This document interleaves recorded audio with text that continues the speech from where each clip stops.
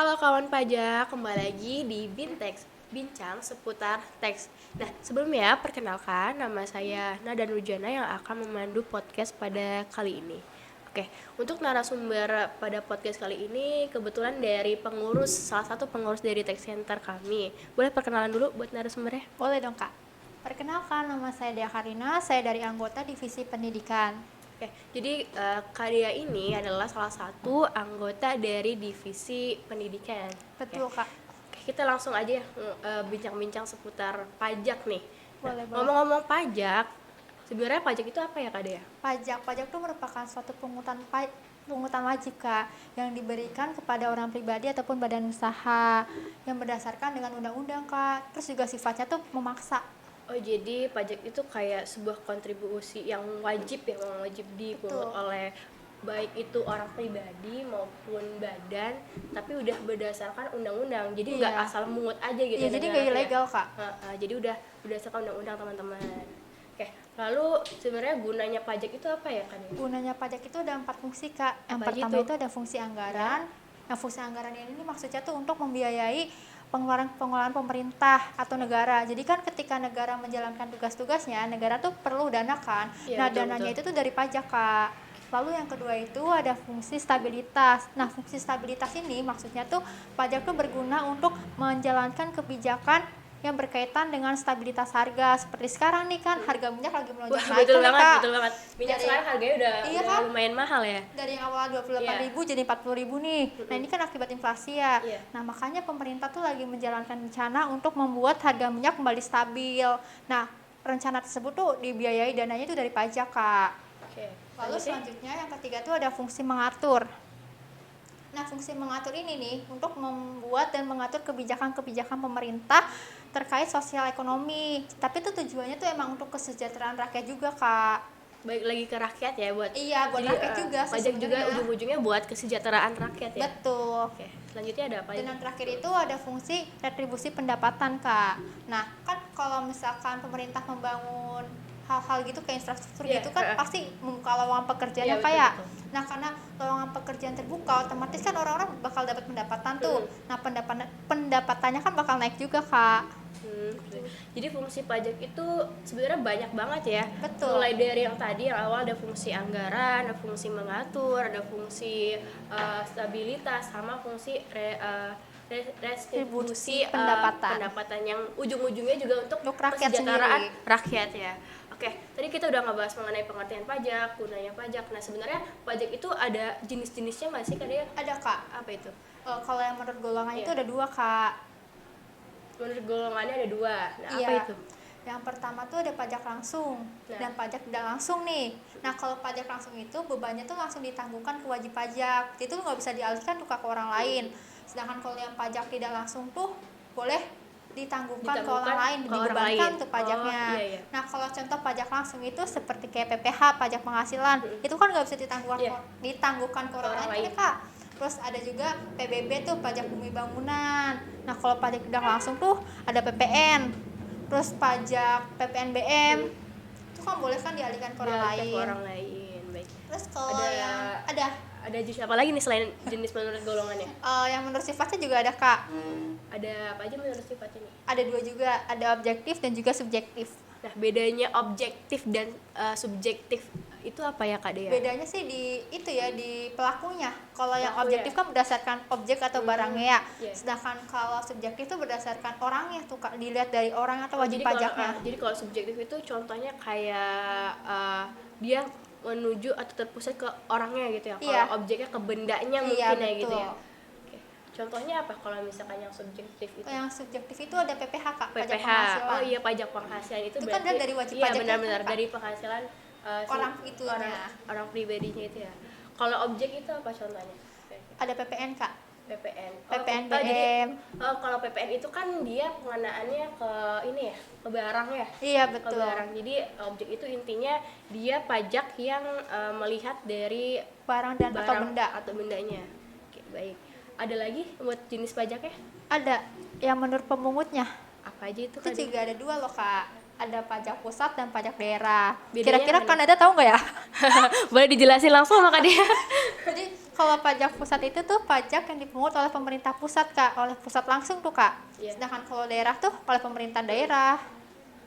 Nah kalau pajak daerah itu contohnya ada pajak restoran tuh yang biasa kita bayar kalau misalnya kita makan di Gerage. Oh iya benar, kan biasa ada ini ya, ada pajak PPN, PPN. pajak restoran Iya, gitu, pajak Kak. restoran itu di struktur gitu ya. Iya betul.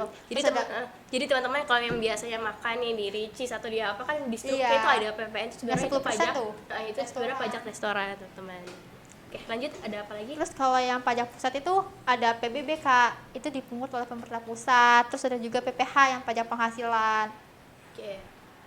Ada lagi buat mengenai jenis-jenis pajak. Sudah Kak. Ternyata pajak itu nggak cuma satu ya Kak Dia, ternyata Iya. banyak banget yang mulai dari berdasarkan pemungutnya, mulai terus ada juga berdasarkan sifatnya, itu juga ada jabaran-jabaran lagi, ada ada bagian-bagiannya, ternyata banyak banget guys. Oke, lanjut aja. Nah, mengenai pajak nih, sebenarnya bedanya pajak dengan cukai itu apa ya Kak Dia?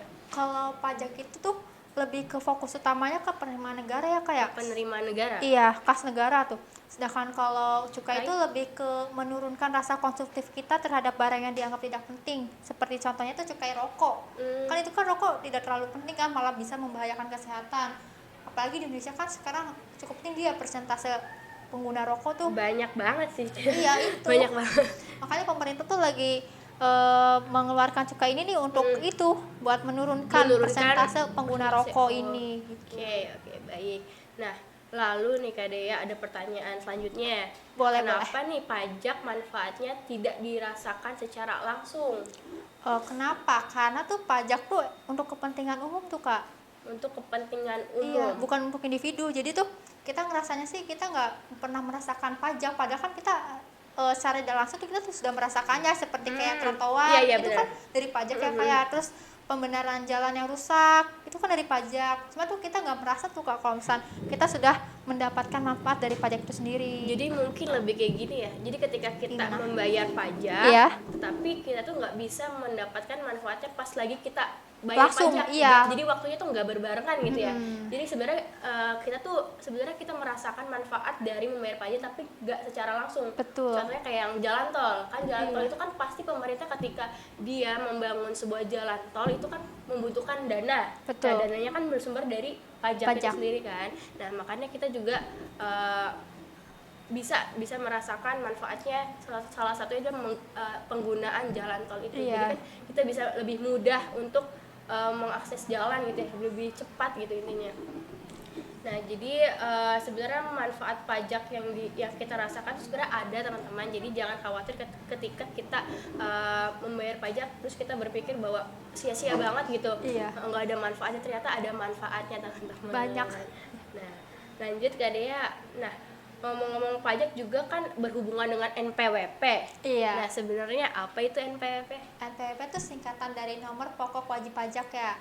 Kalian punya KTP kan? Nah, NPWP itu sama aja kayak KTP Kak. Jadi cuma bedanya tuh kalau NPWP itu sebagai identitas pajak, sedangkan kalau KTP kan identitas kita diri sebagai penduduk Indonesia kan, warga Indonesia. Gitu, cuma beda itu aja sih Kak. Kayak ibaratnya buat NPWP pajak, kayak iya. bentukan identitas wajib pajak gitu ya. Betul. Oke. Lalu misalnya nih Kak Dea, ketika kita belum berpenghasilan, Iya. itu apakah kita bisa membuat NPWP? Bisa Kak. Bisa, cuma tuh nanti tuh status wajib pajaknya tuh menjadi wajib pajak non efektif, yang dimana dia tuh nggak punya kewajiban untuk lapor SPT tiap tahunnya. Nanti kalau misalnya dia sudah punya berpenghasilan dan berpenghasilannya tuh cukup untuk PTKP, baru ntar dia tuh lapor tuh Kak. Jadi nanti ketika kita sudah sudah berpenghasilan, nanti statusnya diubah ya yang di NPWP-nya itu. Dari non efektif menjadi yang efektif. Baik. Mungkin tadi itu pertanyaan terakhir Kak Dea mengenai pembahasan podcast pada kali ini. Nah, buat teman-teman, semoga podcast pada kali ini bermanfaat ya Kak Dea. Iya, mungkin ada yang mau disampaikan dulu buat penonton, teman-teman yang sedang menyaksikan atau kawan pajak yang sedang menyaksikan podcast kali ini.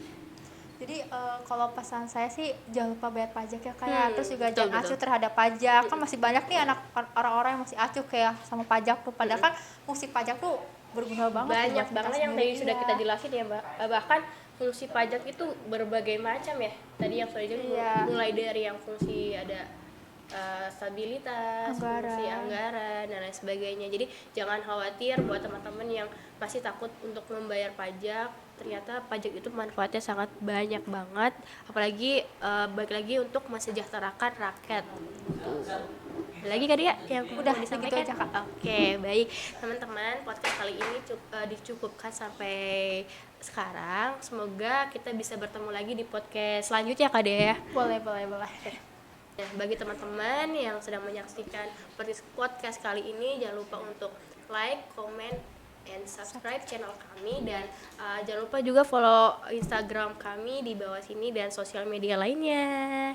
Oke, sampai jumpa di podcast selanjutnya. Bye bye. See you. See you.